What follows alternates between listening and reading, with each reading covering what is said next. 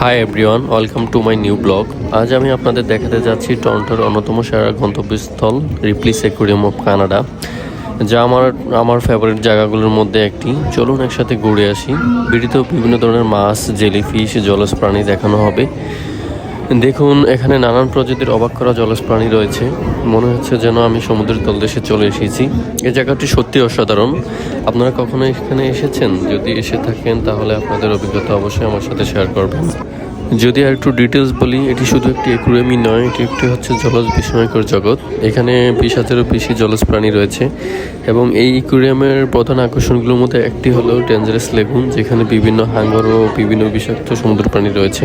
তাছাড়া বিভিন্ন ধরনের ইন্টারেক্টিভ প্রদর্শনী শিক্ষামূলক প্রোগ্রাম এখানে হয়ে থাকে।